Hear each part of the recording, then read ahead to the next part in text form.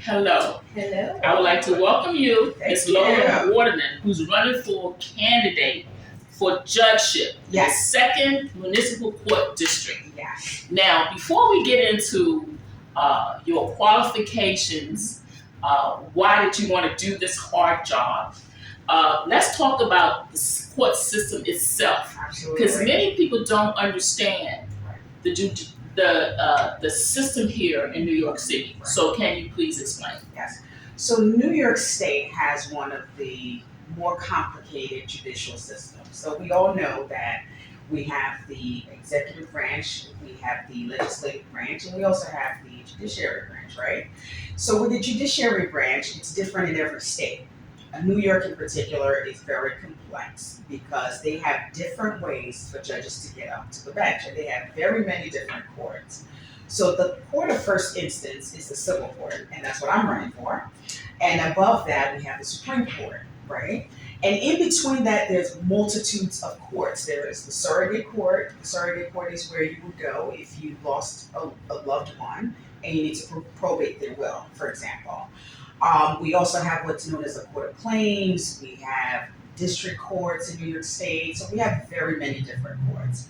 But just to focus in on civil court is a court that you can sue someone if you are suing for anything $50,000 or less. If you're suing for more than $50,000, you go to Supreme Court. Now, the civil court also, covers housing court. So if a landlord is suing a tenant, if a tenant is suing a landlord, they go to housing court, which is a subsection of the civil court. We also have the small claims court, right, which handles cases that are $10,000 or less. So those types of cases are like if you fly an airline and they lose your luggage, you would sue them in small claims court. So the way the judges get to those different courts is different. So we know that the mayor of the state of New York appoints judges to the bench in certain courts. We also know that the governor appoints people to certain courts. We also know that the administrative judges in the respective courts, so like in housing court, they are also appointed judges. And also you can run for judge, like I'm doing. You can run for office, get yourself on the ballot, and hopefully and prayerfully you get to be judged that way. So, the court system is quite complex. It kind of takes a rocket scientist to kind of figure out which court do I need to be suing at. And as a matter of fact, a lot of lay people in our community, oftentimes don't know which court to go. So they often have to seek legal advice, like where am I suing at for any particular issue? So it's important to know, where to take your lawsuit, because otherwise it can be dismissed. So so you're running for office in civil court. Mm-hmm. Would that be housing, general civil court? Where specifically where you be situated? That's an interesting question because the other confusing part, I told you New York State was very confusing. So you're running for civil court judge. I'm running for civil court judge. Once I get elected, and I'm praying that I do, I can be placed in civil court, which handles general civil matters. You can be placed in criminal court, right? Or you can be placed in family court. So you have no choice. You have no choice. Who decides that? The administrative judges and the powers that be decide that. They decide that based on need, and you don't even have to be placed in Brooklyn. So even though I'm running as a judge in Brooklyn, I can end up in Queens. Why is that? Because we vote for you here. Exactly. So they can send you to Queens or wherever. Yes. I did not know that. Yes. So the administrative judge at the beginning of the year, at any given time, they're looking at the caseload at all the different courts. And you're elected as a New York City judge, right? So they feel like if city is a key word. Right. So anywhere where the help is needed, where they need judges to fill certain gaps is where they put you, even though you ran in a completely different county. So that's the way it works in New York. So were you, let's talk about the politics. Yes. We talked a little bit about the camera started running. Mm-hmm. So tell me about the politics of running for a judge. Right. Does the Democratic Party, if you're running on that line, do they select you? So in Brooklyn, we know Brooklyn is very heavy on Democrats, right? We don't have a lot of people running Republican in Brooklyn. So what happens for the civil court seats are that we have what's known as the municipal court seats, and we have what's known as the countywide seats. So when you turn over that ballot, you would see names of candidates running for countywide seats. You would also see names for candidates that are running in a specific district. So I'm running in the second. The second district covers Bed-Stuy, where we are right now. It covers Crown Heights, Fort Greene, Clinton Hill, and a little bit of East New York. So we have 7 such municipal district seats in Brooklyn, right? So you can either run for those district seats or you can run countywide. The Democratic Party is not really involved in the minutia of the municipal district seats. They're very involved in the countywide seats, but not so much. Now, have you ever heard of district leaders? Yes. All right. So district leaders play a monumental role in who's elected as a judge, right? And district leaders are divided by your assembly districts. So there's usually a female and a male. Anyone who's interested in running for judge would go and speak with their district leaders, because the district leaders are supposed to, kind of interview and present qualified judicial candidates to the public and have the public vote for them. So the district leaders are heavily involved in who gets to be selected as the candidates for the Democratic Party. So once you're selected, then you get placed on the ballot. Now you can decide to run against what's quote unquote the establishment. It's a democratic nation. Anyone can run. You can put in your bid. You can still run as a Democrat under the Democratic line. You're just not a candidate being supported by county. So did the district leadership choose you? Yes. So now, if you know my history, I ran before. This is my second time running. The first time, no.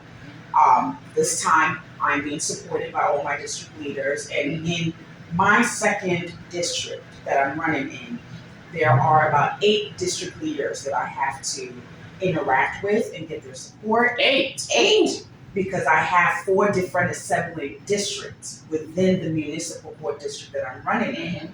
And, so far things are looking good. I have 6 out of the 8, and, you still have time. I still have time. I have 6 out of the 8, and it's just a matter of, getting the support of the other 2. Okay, so let's get involved with more of the process. Yes. Okay, how did you get started with this process? And hopefully it would end with a judgeship. But let's take it from the beginning. Right. What did you have to do to get on the ballot?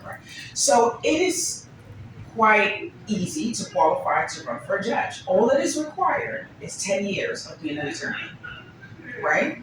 All you need is 10 years of being in practice, and anybody can run for judge after that. So obviously I have my 10 years. I'm now going on 15 years in practice, and I began to work in the court system. So I had my own private practice for about 9.5 years.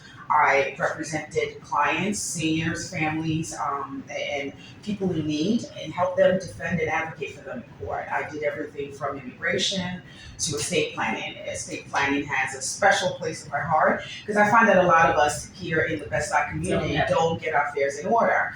So, that's what my practice was about. And then I was offered a position to work for a judge. So I currently work for a judge in the Supreme Court right now as her principal law clerk.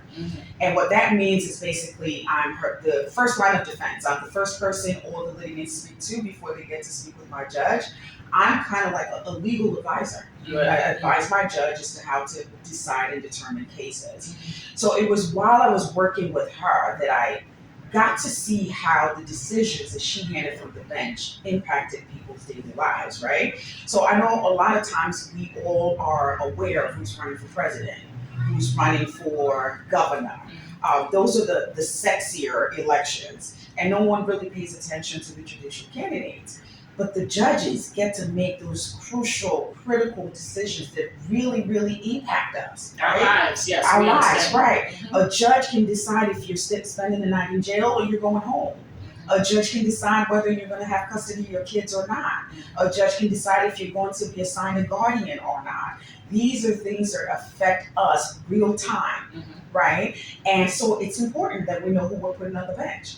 And so for me, working for a judge, I see how those decisions impact people's lives, and that was one of the things that put me over the edge. I always know that I wanted to be a lawyer. So just a little bit, let's just backpedal a little bit. I lost my father in high school to gun violence. And so for me, and when he passed away, there were no investigations, nothing.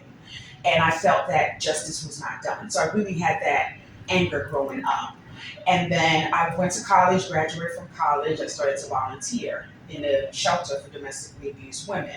And I also saw, the difficulties that they had just going through the court system. So those were the two pivotal moments in my life that inspired me to go to law school. And then when I began working for the judge, that was what really put me over So the top. let's talk Right. about more of the process. Uh-huh. So what did you have to do to have your name? Mhm. It's not necessarily on the ballot yet. Is I'm that the not on right the term? ballot yet. But you're Right. running. I'm running. Right. Okay, so explain the process. So all you have to do is to announce your candidacy. You announce your candidacy when it's time for signatures, petitions. It's coming up soon, February 28th. You are required, depending on where you're running. For me, I need 1,500 signatures. And provided I can get my 1,500 signatures, provided no one knocks out those signatures, I'll be on the ballot in June. So Okay. that's a process. There's a lot of vacancies for judges. When I did some research, there appears to be a lot of vacancies. Isn't that correct? Yes, compared to other offices, there Yes. are. However, there are also a lot of qualified candidates that are running for them. So you're probably going to see contests because there are a multitude. So right now, for this current election cycle, we have 4 seats countywide. Some are hypothesizing that we have 5, but I'm certain of 4. And then in the districts, we have 2 in this district, right? We have 1 in the district downtown Brooklyn, and we have another one in like the Fort Greene, Clinton Hill area. So we have 4 total district seats and 4 total countywide seats. So there are 8 seats. So 8 to 9 seats that are going to be available. Now, you, if you live here, will not see the seats in the first and the third. You would only see the countywide seats on your ballot and the second, the seat that I'm running for. So you wouldn't see the other judicial Although you candidates. could be sent to work in those other districts, which to me makes no sense. Yeah. But They have to fill the need. It's wherever the need is. exactly. That's their rationale. So, what's your philosophy on the bench? Mhm. How would you make your judgments? So one thing that I'm not is, or one thing I will not be, is an activist judge, right? As we all know, we have these 3 branches of government. Everybody has their role, right? And as a judge, I think what's most important is being grounded in your community. Judges should be a reflection of their communities, I feel. And by virtue of being married to clergy, I am very well grounded in my Bed-Stuy community. By virtue of the legal outreach that I've been doing over the years, I know what the issues are, right? So like I send out surveys at the beginning of every year asking people, what are your legal needs? So I put, educational workshops together, know your rights seminars, I call them, and we cover a multitude of practice areas. But all the things that you said seems like it leans towards activism. No, it leads to is education. Okay. Educating people so that when people come into the courthouse, they know what their rights are. What I've seen, both as a private attorney and as someone that works in the court system, are lay people that come in the courthouse that don't really understand their rights, right? And when you get to the courthouse, you don't understand your rights. The question is justice going to be fair towards you? Because keep in mind, the judge is not on the bench to advocate for you. They can't do that. They go based on what's presented and they make a decision. They can't advocate for you. You need a lawyer. But many of us can afford lawyers. We know how expensive lawyers are. So we have to show up in court to represent ourselves. So the question is, do you have the legal education to advocate for yourself in court? And I've seen that a lot of us don't. And so that's what kind of pushes me to do those know your rights sessions to explain to people, what they need to know. It's interesting. There was a situation with a young gentleman that I know, and he was accused of murder, but he didn't do the crime. And I went to court with this gentleman. And to speak about education, as minorities, we are judged. So you can't come into court with booty shorts on. Hello. And so education How you present begins yourself. before you get into the courtroom. That's right. And I noticed that, and somebody said, well, maybe it was the last minute, but you were in court. Right. And there's already, you have somebody that's, well, this person, person that came to represent them as a family member, didn't wear booty shorts. But I noticed some other people, thank God, I right? hope not. Thank God. But I noticed some other people Right. had the way they were dressed. And it's very interesting. So to me, from that, I said, you know, we talking about education. Right. We need to educate what your appearance look like. That's important. And how you present yourself in court. Right. It just so happened that the gentleman that I was with understood me because he's been around me a long time. Right. And he had this shirt on that had some cartoons on. He turned it inside out. So the judge didn't even see that. Right. So the judge just saw him in black attire and black pants. There you go. So Judges are human too, right? exactly. And we want to say that there's no bias, but That's we all not know true. that, right? So it's, if you have to play by certain rules, sometimes you have to play by certain To get out of jail. to stay out of jail, right? Yes. Absolutely. So I think yes, bias is a real thing. Now, what happened to this person, it turned out that I was involved in the process, and so I said, check the cameras. Because the policemen weren't doing that. Because it was black on, it was brown, it was minorities, Right. okay, Hispanic and African American. And so the police did not even check the cameras. What the lawyers paid attention, they did. And they saw that he had nothing to do with it. But in the meantime, his name was in the paper. Again, understanding your rights. Right. But that was my experience. So this educational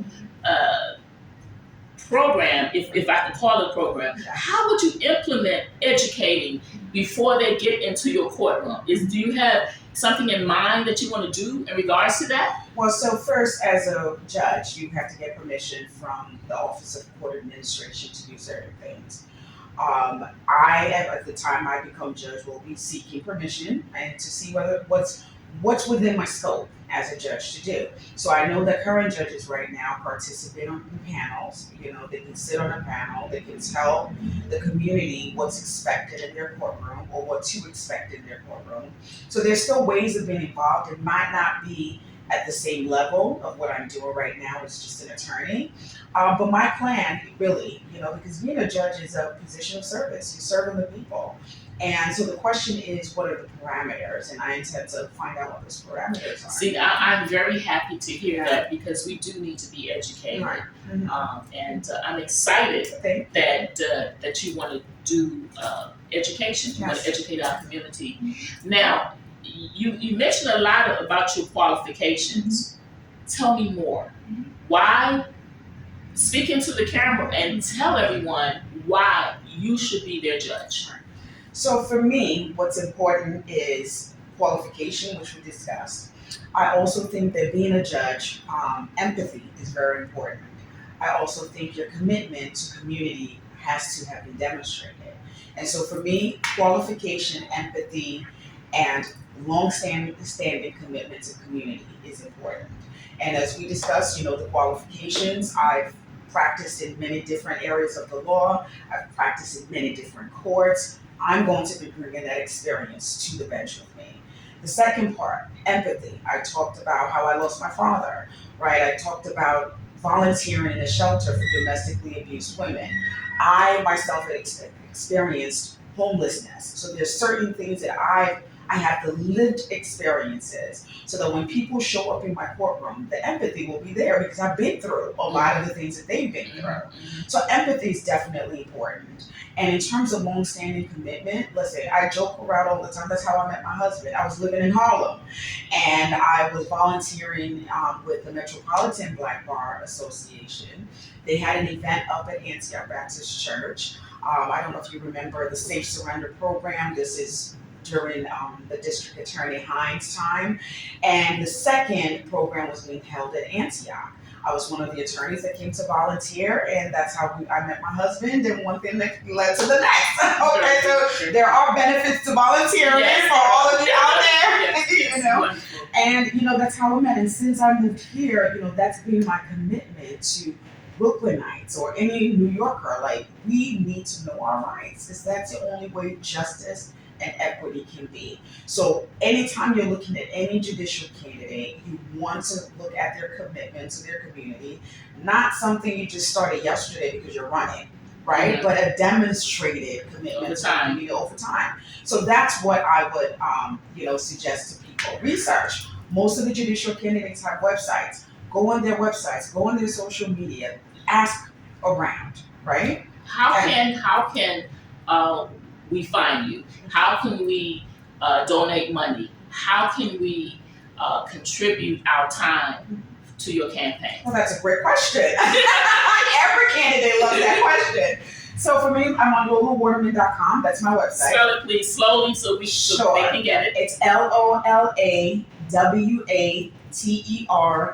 LOLAWATERMAN.com, LolaWaterman.com. So my first and my last names.com. You can also find me on social media. On Instagram, it's Lola, the number 4, and Judge. So LOLA, the number 4, JUDGE. Yes. Right. And on Facebook, Lola Waterman for Civil Court Judge. And I think I'm on Twitter too.